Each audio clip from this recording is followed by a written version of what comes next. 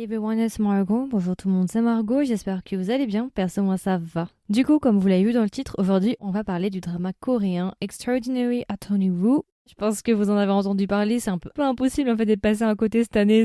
Pour beaucoup, c'est le meilleur drama de 2022. Enfin bon, voilà. C'est un drama coréen spécial Netflix qui date de 2022 et qui a 16 épisodes. Voilà. Aujourd'hui, du coup, je suis de retour pour vous faire un review dessus parce qu'il y a beaucoup de choses à dire.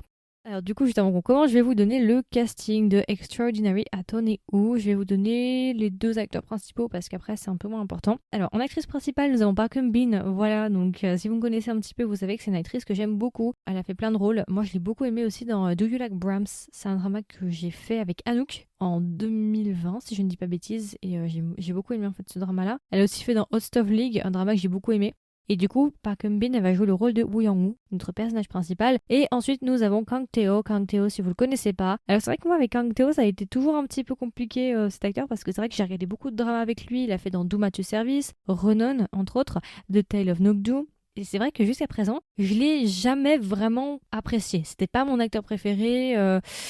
Oui, c'était à la limite dans Renon, ça allait encore, mais c'était sans plus. C'était pas vraiment un acteur que j'appréciais jusqu'à présent. Jusqu'à ce drama. Je dois vous avouer que mon avis, Christelle, tu passes par là, tu te dis, ah putain, pour que Margot l'apprécie, c'est que vraiment, ouais. Mon avis a clairement changé sur cet acteur-là. Ensuite, bien évidemment, il y a plein d'autres acteurs, mais je vais pas tous vous les donner parce que ça prendrait du temps, mais de toute façon, je pense que vous l'avez vu passer le drama et que vous voyez un petit peu qui il y a à l'intérieur. Donc voilà, alors je pense qu'on peut directement passer au résumé de quoi parle Extraordinary Attorney Woo. Ouais, c'est ça.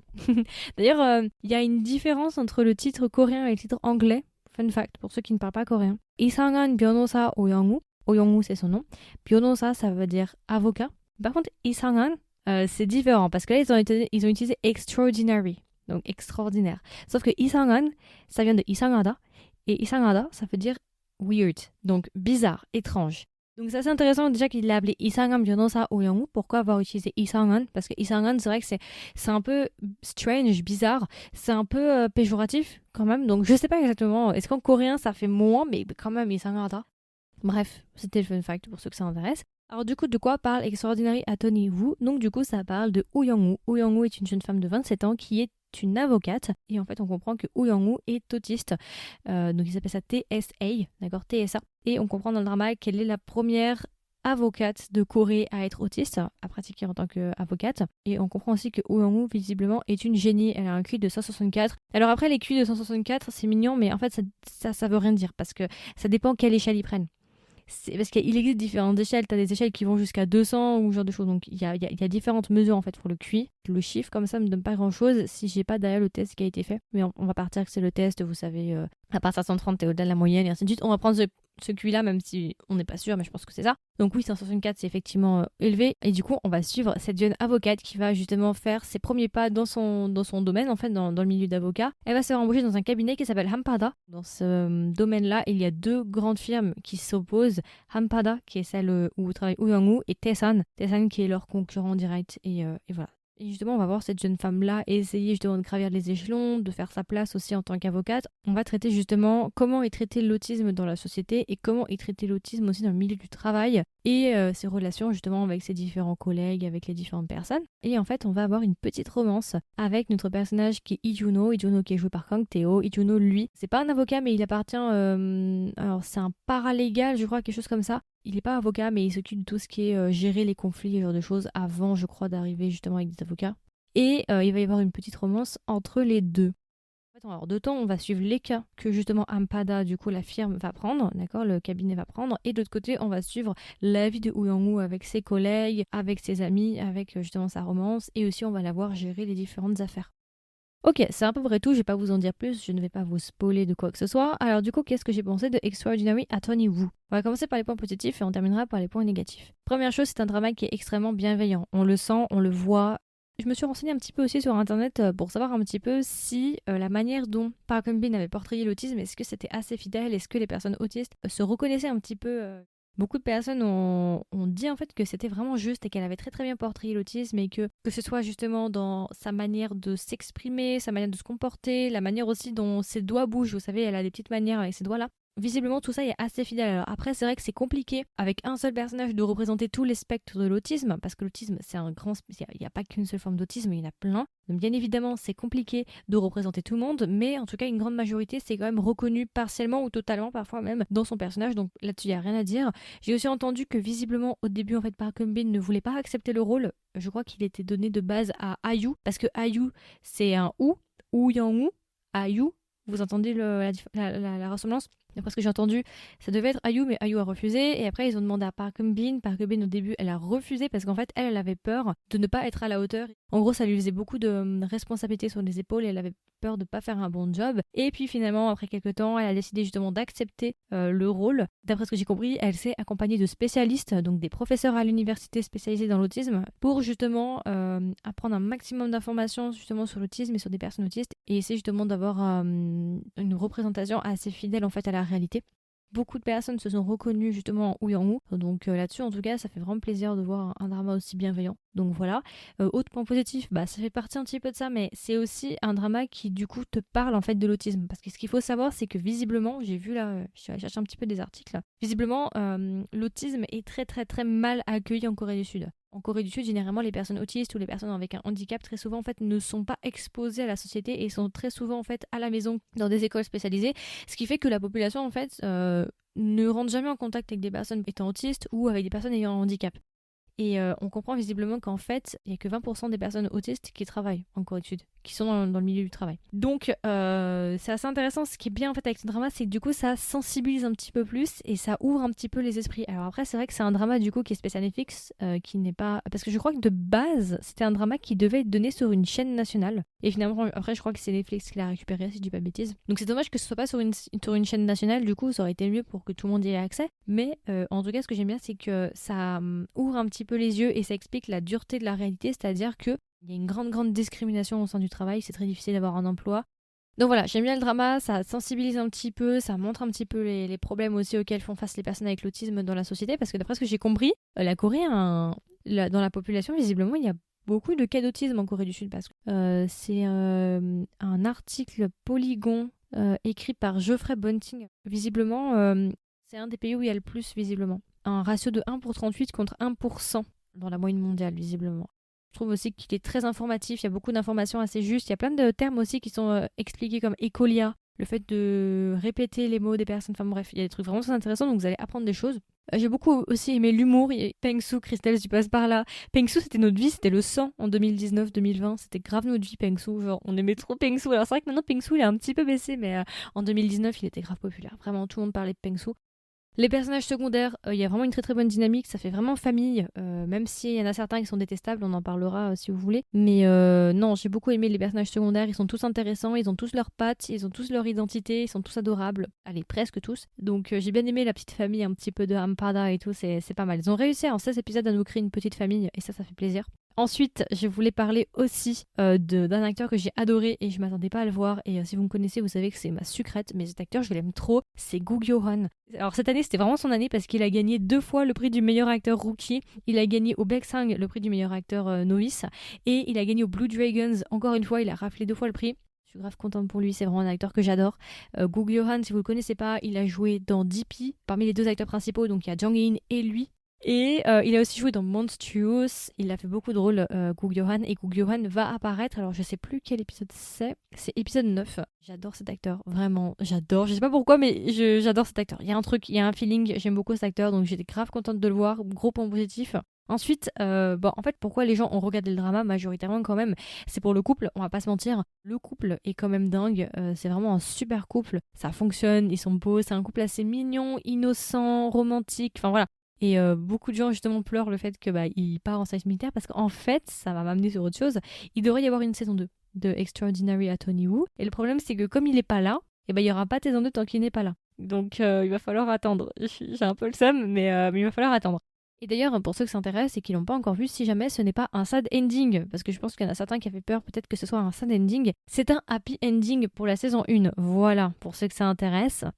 C'est à peu près tout pour les points positifs. En vrai, c'est majoritairement positif. Ce drama, j'ai pas non plus beaucoup de choses à lui reprocher, même si j'ai quand même 2-3 points à lui reprocher. Mais en règle générale, c'est un bon drama. Donc voilà.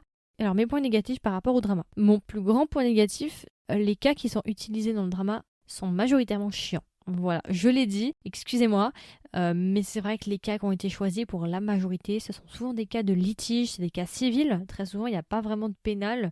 Alors après, ça peut se transformer en point positif. Pourquoi? Parce qu'on peut se dire, ouais, mais en fait, le principe du drama, c'est pas tant un drama de justice, c'est surtout un drama de romance avec une jeune femme qui est autiste et on suit justement sa vie avec son autisme dans la société. C'est vrai. Et du coup, justement, le fait que les affaires soient pas très intéressantes, soient chiantes, finalement, ça s'efface au second plan et ça prend pas trop d'importance. Et du coup, on se focalise plus sur les relations humaines entre les personnages. C'est vrai, totalement raison, très bon argument. Mais en fait, le problème, c'est que quand t'arrives au moment, parce que le drama est découpé, en fait, t'as le moment avec les interactions entre les personnages un peu plus personnelles et le moment travail. Et c'est vrai que quand tu shifts dans le drama sur le moment travail ou dans les salles de tribunal ou ce genre de choses, je trouve que ces moments-là qui durent quand même assez longtemps sont assez chiants. Il y a deux trois cas qui étaient intéressants, j'ai beaucoup aimé le cas, vous verrez, mais du moine, tout le temple et tout, ça j'ai adoré. C'est pas surprenant. Ça, c'était intéressant vers la fin, le cas, j'ai beaucoup aimé ce cas-là. Mais en règle générale, j'ai trouvé que c'était un peu long pour les autres cas, qu'il se passait pas grand-chose et que je m'ennuyais un petit peu. Du coup, je passais un petit peu les cas parce que je me disais, ouais, ok, c'est du litige, quoi. C'est du civil, ça m'intéresse pas plus que ça. Un tel a promis qu'ils allaient partager. Bref. Et un autre problème aussi que je pose, c'était parce que j'ai fait un peu de droit, donc c'était pour ça. Mais je trouve en fait qu'ils essayent de résoudre des affaires irrésolvables, ça se dit, c'est du français. Ils vont prendre des cas qui, dans la vraie vie, ne sont pas logiques en fait. Tu vas jamais essayer de résoudre ça. Je vous explique. Imaginons, t'es avec des potes, vous êtes trois, vous êtes A, B et C. Imaginons A dit, je vais acheter un billet de loterie et si on gagne, je le partage en trois, d'accord? Donc B et C sont contents, ils disent, bon, s'ils gagnent, on partage en trois. Mais A a payé le billet. Il se trouve que le soir, quand tu regardes le loto, A a gagné le billet. Il a gagné le gros lot, il a gagné des millions, ok? Et puis finalement, A dit à B et à C, non, mais en fait, je vais pas partager avec vous. Je veux dire, quel droit a B ou à C de demander de l'argent, techniquement? Ok, c'est une promesse qu'il a faite, mais en soi, vous avez jamais rien signé, vous avez même pas partagé à payer le billet. Si c'est A qui a choisi les chiffres pour la loterie, c'est encore pire, parce que du coup, vous avez rien fait, B et C, oui. Vous avez aucun droit sur ce billet, techniquement. Et dans le drama, non, allez, vas-y, on va aller défendre B et C en essayant justement de faire en sorte que A donne leur part à B et à C. Dans la vraie vie, ça se passerait pas. Pour moi, ça me semble lunaire, cette histoire. En fait, j'avais l'impression qu'ils voulaient pas prendre des cas de pénal parce que les cas de pénal, c'est trop obscur et on essaie d'être sur un ton assez léger, assez bienveillant, donc on va pas commencer à parler de meurtre, on va parler de civil. Mais du coup, dans le civil, il faut trouver des choses assez intéressantes et assez rocambolesques pour que les gens ne s'ennuient pas, donc il faut qu'on essaie de trouver des trucs. J'ai vraiment l'impression qu'ils savaient pas quoi dire en fait et qu'ils savaient pas quoi prendre comme cas. Je sais pas, moi je me suis dit, mais c'est une perte de temps totale essayer de résoudre un truc comme ça. Je veux dire, mais voilà, enfin bref.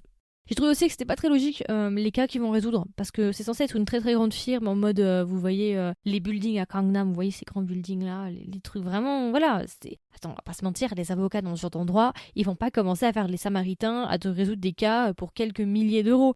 Ce sont des cabinets d'avocats qui vraiment prennent des gros clients, des gros poissons, parce que justement, leur gagne-pain, c'est justement les gros clients. Plus le client est gros, plus l'affaire est grosse, plus il y a une commission et plus il gagne. Enfin voilà, ça me semble logique, non? Dans le drama, en fait, c'est un peu des samaritains, ils vont résoudre des cas que quand tu regardes finalement, en termes de logique, à aucun moment, un cabinet comme ça, il va résoudre ce genre d'histoire, quoi. Alors, ok, de temps en temps, on peut faire les samaritains, on peut aider justement, s'attirer l'opinion publique, y a pas de problème, mais quand c'est 90 voire 95% des cas, ça me semble pas très logique. Voilà, c'est à peu près tout pour les points négatifs. Comme je vous l'ai dit, c'est plus dans le milieu où a été incrustée l'histoire que ça me pose problème. Donc dans les cas justement de litige. Mais en règle générale, sinon les acteurs sont bons, l'histoire est bonne. Ah oui, il y a un personnage qui est détestable, mais ça vous le verrez de toute façon, t'as envie de l'étrangler. Mais bon, voilà, ça on va passer outre. Mais en règle générale, sinon c'est un bon drama, c'est une jolie romance. J'aurais voulu voir un petit peu plus de romance. Il y a des très très jolies scènes, mais en fait, j'ai beaucoup aimé le drama, il n'y a pas de souci là-dessus, mais j'ai pas eu le coup de cœur que beaucoup de gens ont eu. Pourquoi? Parce que je me suis fait spoiler. J'ai vu tous les grands moments entre les deux, le couple, en fait, tous les moments importants du couple, je les ai vus sur internet avant même d'avoir commencé le drama. Ce qui fait que quand j'ai commencé le drama, tous les moments importants qui rythment le drama pour les deux acteurs principaux, je les connaissais déjà. Pour les affaires, je savais pas, mais pour le couple principal, je les connaissais déjà. Donc finalement, j'ai pas eu de découverte, j'ai pas eu ce coup de cœur ou ce genre de choses, parce que je m'y attendais déjà à voir ce que j'ai vu. Donc je pense que ça a joué aussi sur mon appréciation du drama.